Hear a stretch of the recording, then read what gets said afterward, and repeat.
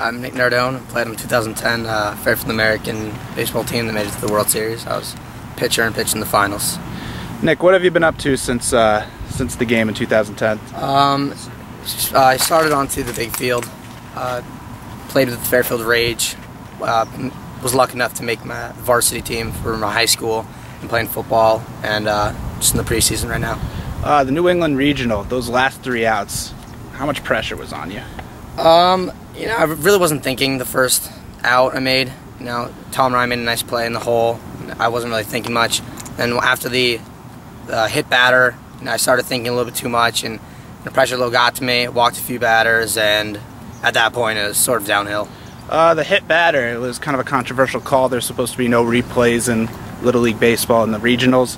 What was your reaction to that call? I wasn't too happy, but you know, it happened. I had to deal with it. You know, I'd have to bounce back and just try to throw strikes after. And what was it like to have to hand off the ball and not be able to finish your own game? That was not fun at all. You know, you always want to pitch a complete game. You always want to get that last out. You know, get the win, be on the mound when your team comes and like celebrates. But you know, I had to, ran out of pitches. Eddie did the job. Everything went well. Of course, you guys did edge Cumberland, Rhode Island for the 1-0 victory. And you advanced to Williamsport for the Little League World Series. How was that? You can't really describe that. It's a once-in-a-lifetime opportunity. You know, you work so hard every single day in the summer. You know, and one loss can just end your Little League career. You know, we were lucky enough to win the important games, win the championships, and you know, get a spot in Williamsport. Of course, this year's Fairfield American team, they too are the second team in 3 years to advance. In your own experience, what are some of the things we can expect that Fairfield's been doing over the last couple days in Williamsport? Well, there's going to be a lot of ping pong, and then they have nice, you know, little sort of game room for the players. You know, we played a lot of ping pong with all the other teams. You know, we tried to communicate with the kids who couldn't speak English. You know, probably just like soaking it in, looking around the campus, seeing everything.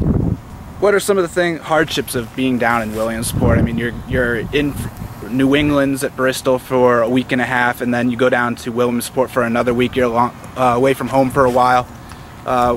Is that hard on the players?